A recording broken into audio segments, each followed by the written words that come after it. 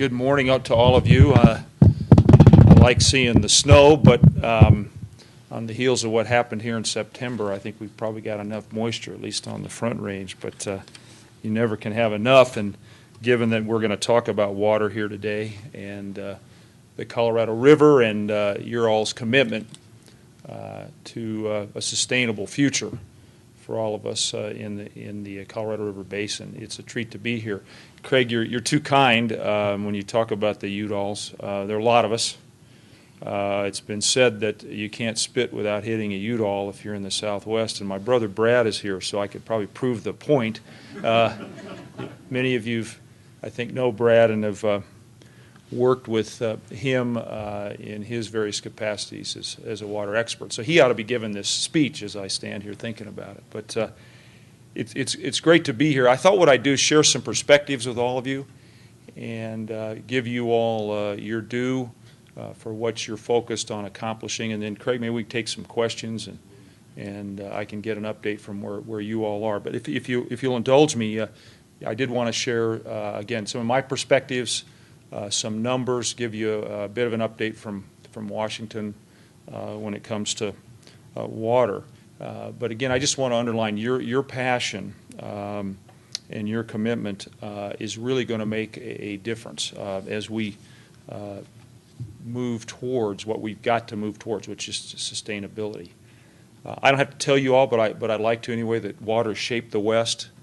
It literally carved Colorado from the red rock that we know in the western part of the state, and it shaped landmarks from our highest peaks to one of my favorite places in the whole world, which is the Gulf of California. Jonathan Waterman was here last night, is that right? And I don't anymore, Craig, call people my old friends. I say longtime friends. But John Waterman and I go way back, and his adventures have been phenomenal and inspirations. But I think about him in the Gulf of California. We've got fertile and green, literally oases in our deserts of the Southwest. That's where the Udalls took root. Was in the Painted Desert of northeastern Colorado. We were farmers. But I think you all know water's literally what makes the West as we know it, from the ski resorts to towns like Gunnison and Grand Junction and to the agricultural communities that dot the entire Southwest. Wayne Aspinall, some of you remember him. He was a congressman who focused on storing water.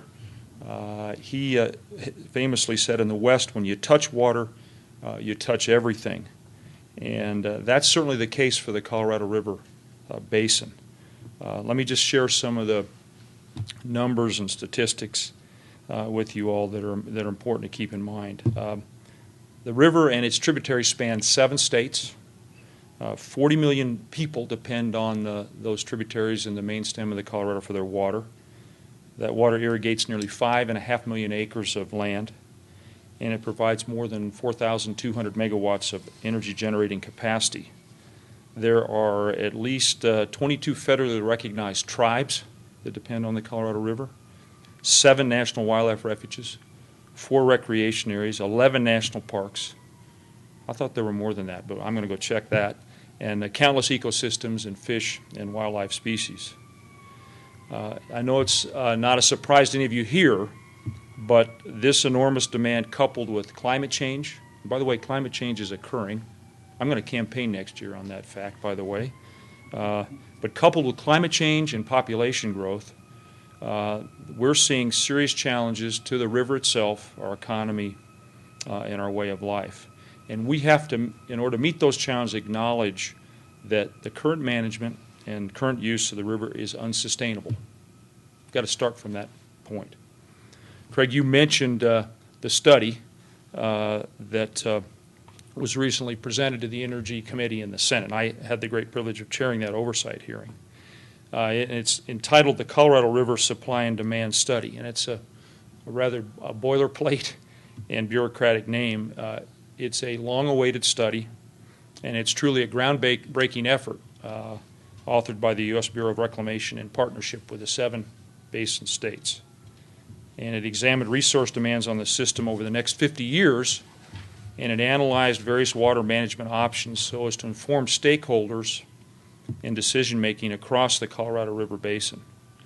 And many of you know Commissioner Connor, your Reclamation Commissioner Connor, who, by the way, is going to take a even more senior position in the Interior Department under Secretary Jewell in the near term.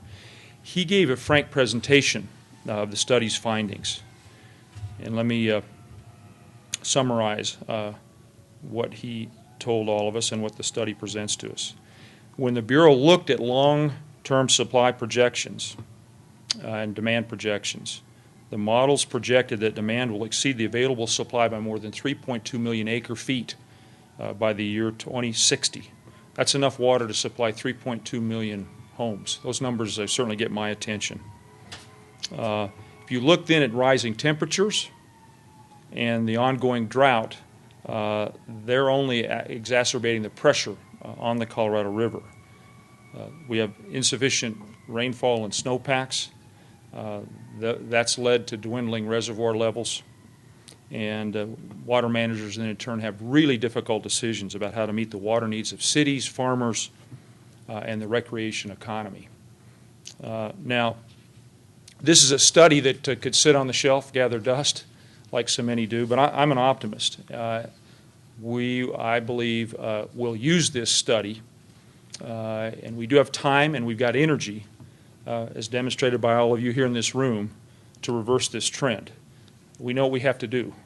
We know there are a lot of promising strategies that we can put in place to overcome the current challenges and the challenges in the future, which I think are even more serious. What are those strategies? Well, they're pretty straightforward. We have to reduce demand through innovation, conservation, and better management of supply. That'll help us prepare for the future and reduce the river basin's vulnerabilities. The study, Craig's been called a call to action, and rightfully so. It is truly time to act. And this summit is exactly what we need to jumpstart what's a conversation and engage stakeholders and start making decisions. Again, I want to underline in the near term, we've got to focus on conservation activities and water reuse and recycling. And the bottom line is that underlying all of our efforts, we've got to focus on making every drop count. Now, in a lighter note, is New Belgium here? I hear New Belgium's here. Or they were here last night. Okay, I love any beer brewed in Colorado. I want to make every drop count so that we continue to be the #1 beer producer here in Colorado. But let me move more specific to you all. You're the business community, and you have a key voice in this conversation going forward. As Protect the Flows points out, if Colorado River were a company, Brad, I don't know if you've seen this construct, but it would be the number 155 on the Fortune 500 index. It would be the 19th largest employer on the list. Hundreds of thousands of jobs depend directly on the Colorado River. And in addition to the direct economic impacts, smart water management and conservation have indirect benefits to the private sector. One of them is, I think, as business leaders, you know that conservation and going green can save some green. And you know that if we do water conservation right, it saves money that can be reinvested in your business and then ripples out into the broader economy. So it's clear that the actions you take today and the ways in which you innovate and develop a new technology to conserve water will play an important role in the future. Now, if I might, let me reminisce a little bit in this way. It's personal for me. It's personal for all of you. I think some of us are native Westerners. Some of us are adopted Westerners, but we all love these landscapes. We all love our way of life. And what we're doing and what you're doing is critical to protecting that way of life. You know that preserving the great outdoors is more than just preserving a view. It's about upholding our national character, and it's about passing down the traditional connection that we all feel to our lands and to the water and to the wildlife to our children. And the great outdoors, epitomized by the mighty Colorado River, to me symbolizes what it is to be a Westerner, to be an American, and in particular the rugged individualism that we hold so dear. Although, by the way, Brad, I've adjusted that a little bit. I think we're rugged cooperators in the West.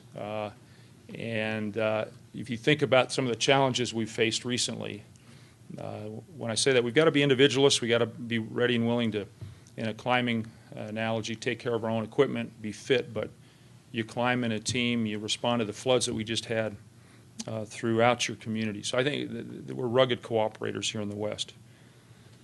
I want to just acknowledge that my connection to the outdoors comes in many ways through our parents.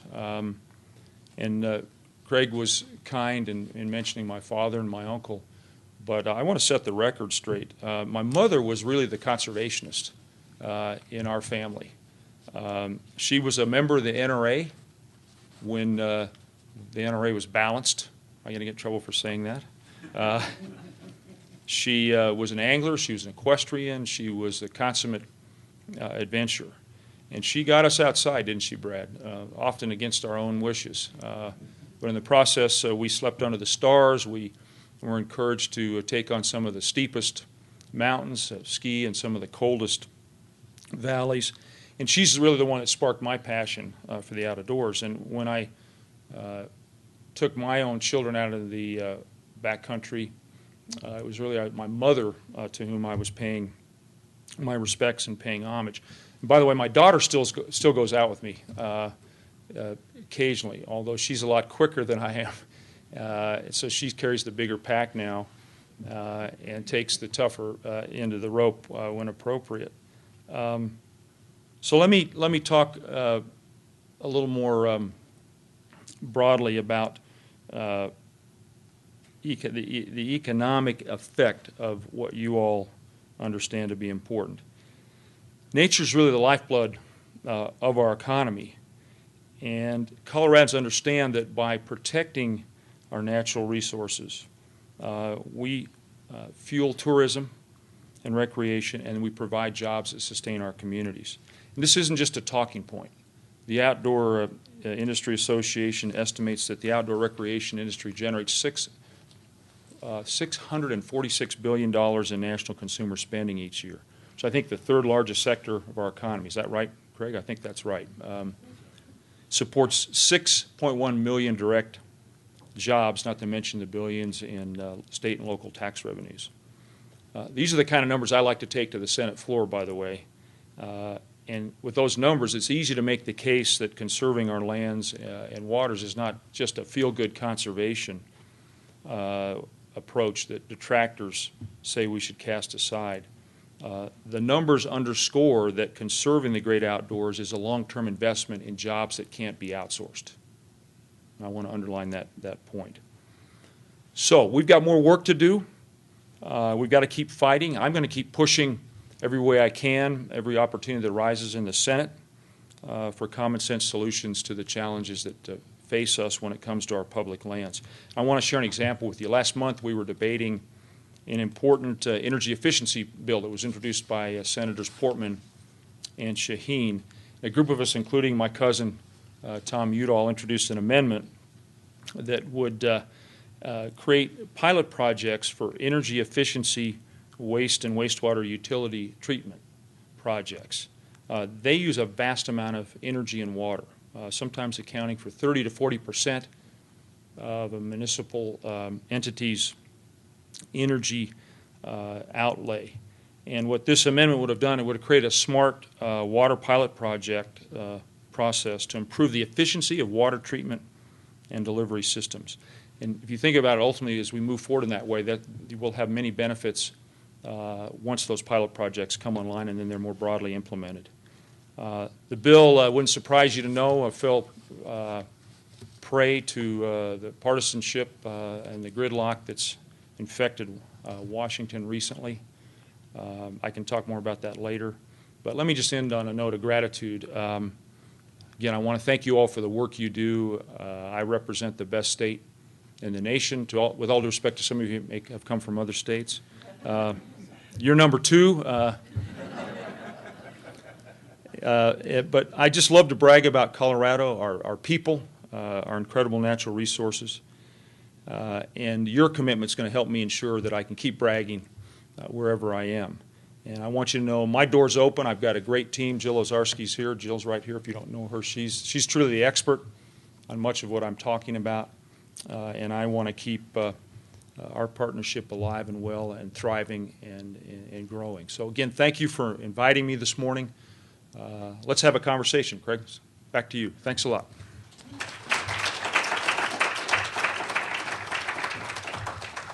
So let's have some dialogue and some questions for the Senator. Jill Ozarski, if you live in the state of Colorado,